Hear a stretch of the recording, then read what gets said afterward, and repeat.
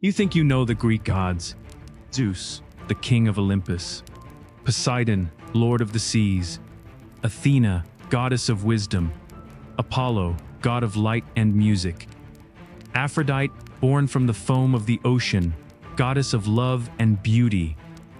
You have seen them in movies, in video games, in the endless parade of retellings that our culture produces because 2,500 years after their temples fell silent, we still cannot stop telling their stories.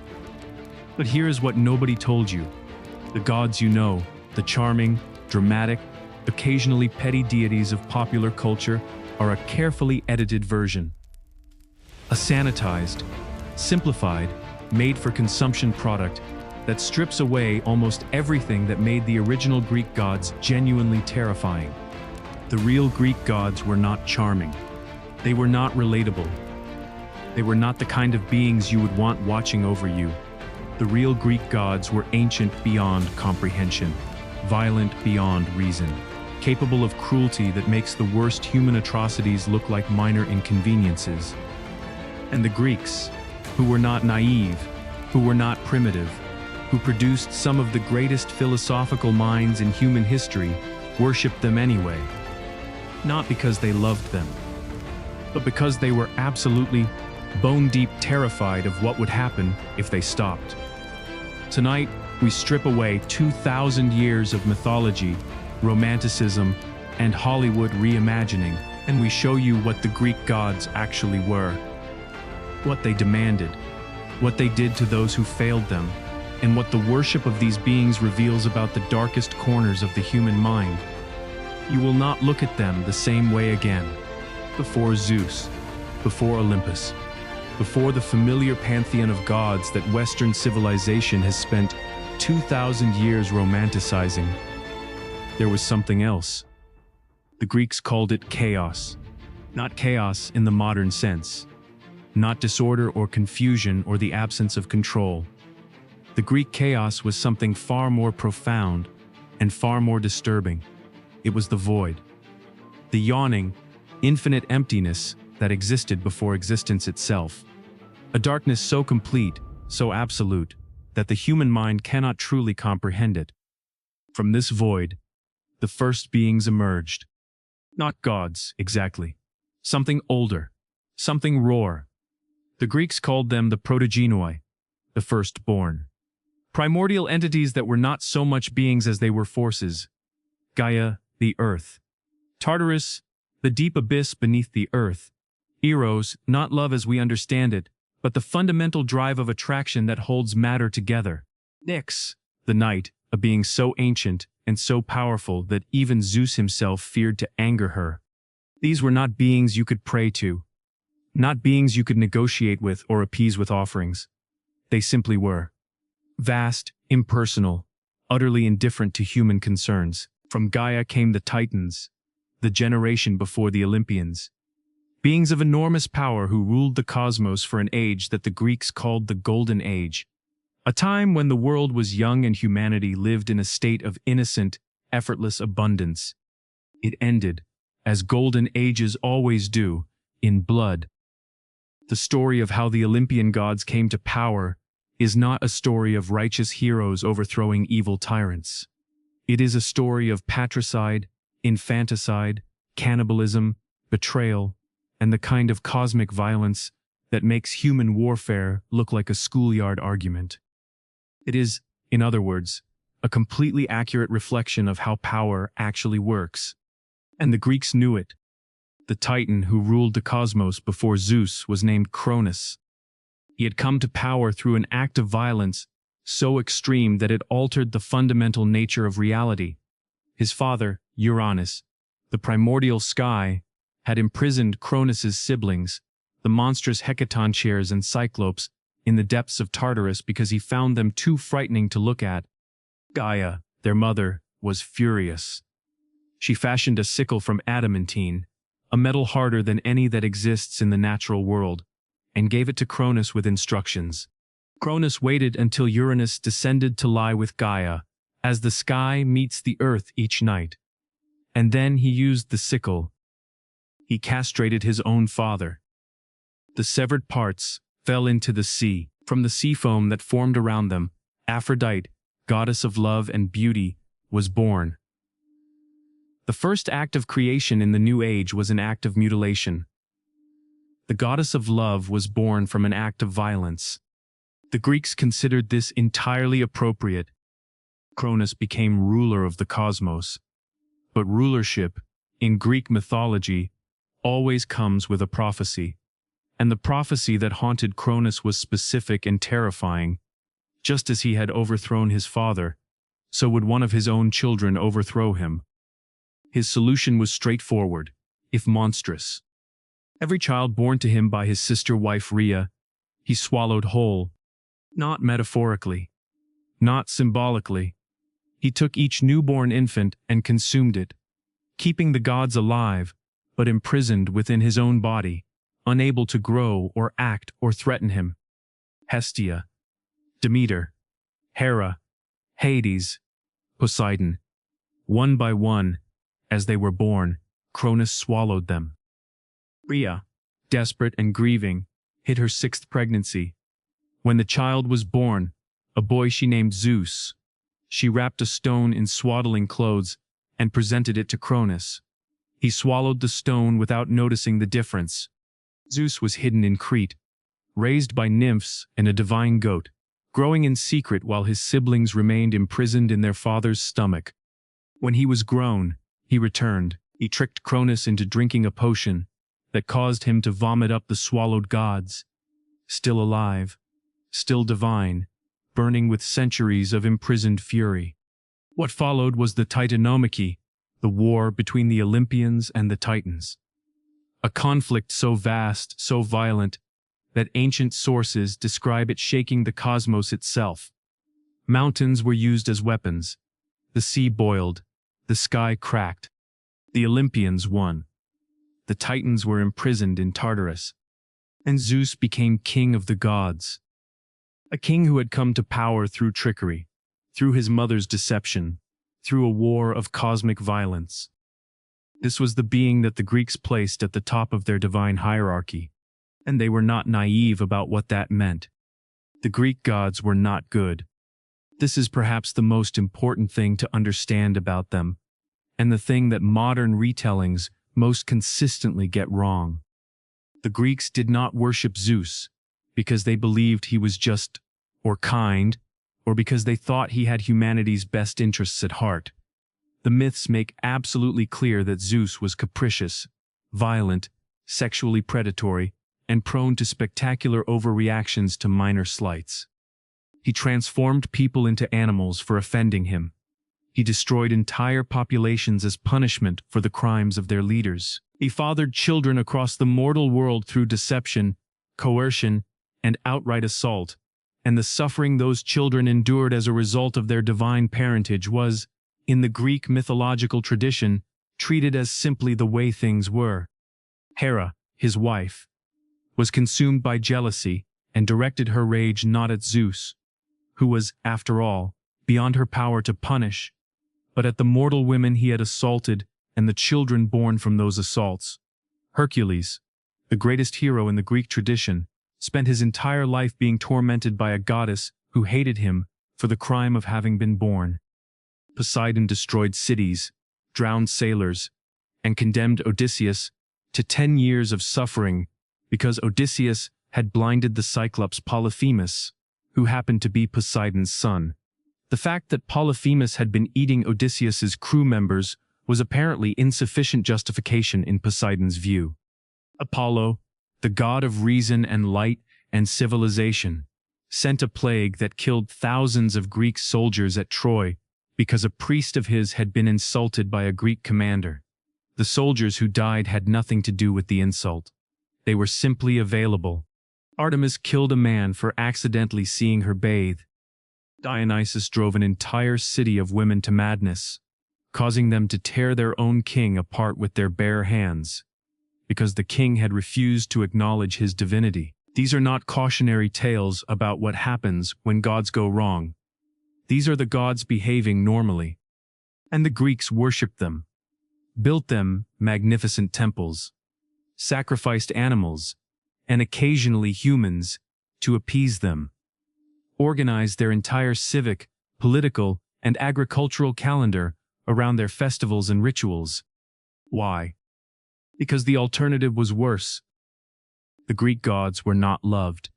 They were managed, appeased, negotiated with, given what they demanded in the hope that they would take it and leave you alone. It was, when you examine it clearly, less a religion than a protection racket. And the Greeks were sophisticated enough to know exactly what it was. Their philosophers said so, directly, in terms that would have been considered scandalous in almost any other ancient culture. Xenophanes, writing in the 6th century BC, pointed out that if horses had gods, those gods would look like horses. That the Greek gods looked and behaved like Greeks. Violent, lustful, politically ambitious Greeks was not a coincidence. It was a mirror. The worship of the Greek gods was not the serene, philosophical practice that Renaissance painters and Enlightenment thinkers imagined when they looked back at ancient Greece. It was loud. It was bloody. It smelled of burning flesh and wine, and the particular combination of incense and animal fear that filled every major Greek sanctuary on festival days. The central act of Greek religious practice was animal sacrifice, not as a metaphor, not as a symbol.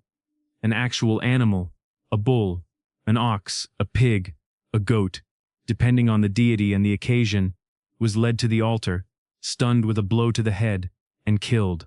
Its blood was collected and offered to the deity. Its organs were examined by priests for omens. Its fat and bones were burned on the altar as the god's portion. And then, in a detail that sanitized modern accounts of Greek religion almost never include, the worshippers ate the meat. Sacrifice was not just religious ritual. It was the primary occasion on which ordinary Greeks ate meat. The gods got the smoke and the bones. The humans got the food. Some scholars have argued, convincingly, that this arrangement tells you something important about the Greek conception of their gods. Beings powerful enough to demand sacrifice, but ultimately unable or unwilling to take the best parts for themselves. But animal sacrifice was only the most visible layer of Greek religious practice. Beneath it lay something darker. The Greeks had a category of ritual they called chthonic, directed not at the Olympian gods of the sky and sun, but at the gods and powers of the underworld. These rituals were conducted differently, at night rather than during the day, at ground level or in pits rather than on raised altars. The blood of the sacrificed animal was allowed to flow into the earth rather than being collected. These were rituals designed to appease the dead, to communicate with the underworld, to navigate the terrifying boundary between the living world and whatever lay beneath it. And then there were the mystery cults, practices so secret, so carefully guarded, that we still do not fully understand what happened within them. The Eleusinian mysteries, which we discussed in a previous episode, were the most famous, but they were far from the only ones. The cult of Dionysus involved practices that polite Greek society officially disapproved of and secretly funded. Nighttime rituals in the wilderness, altered states of consciousness induced by wine and possibly other substances, behaviors that inverted the normal social order, women leaving their homes and domestic roles to participate in nocturnal ceremonies in the mountains, behaviors that the male-dominated Athenian establishment found simultaneously threatening and compelling. The Greeks understood that the divine was not safe, and they built elaborate systems, rituals, sacrifices, festivals, temples, priesthoods, not to celebrate that fact, but to contain it. Here is the question that Greek philosophers asked, quietly, carefully, aware that asking it too loudly could get you killed. What if the gods are not real? Not in the sense of whether they existed. That was a question almost no Greek publicly entertained, because the social consequences were severe, as Socrates discovered when he was executed in 399 BC, partly on charges of impiety. But in a deeper sense, what if the gods, even if they existed, were not what they claimed to be? What if the stories, the myths, the divine genealogies, the tales of Olympian politics and divine intervention, were not literal truth but something else. Allegory, perhaps, or projection, or the attempt of human minds to find pattern and meaning in a universe that offered neither. Plato wrestled with this his entire philosophical career.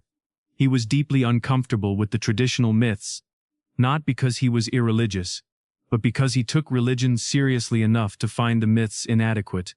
A god who could be petty, jealous, or cruel was not a god worthy of the name.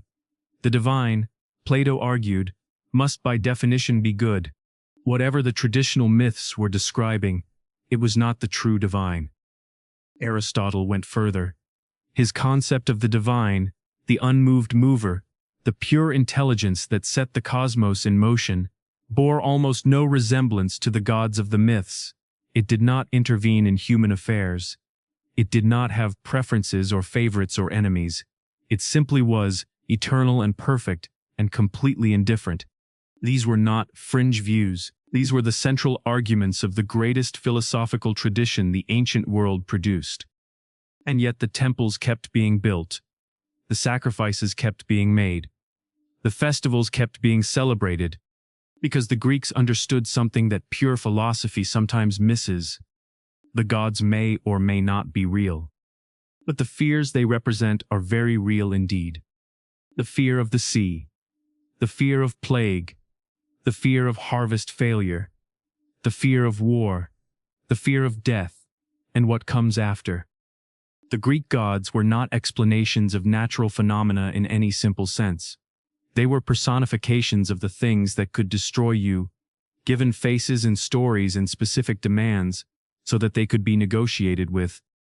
You cannot negotiate with a storm, but you can sacrifice to Poseidon. And in a world where you had no other options, that distinction mattered enormously.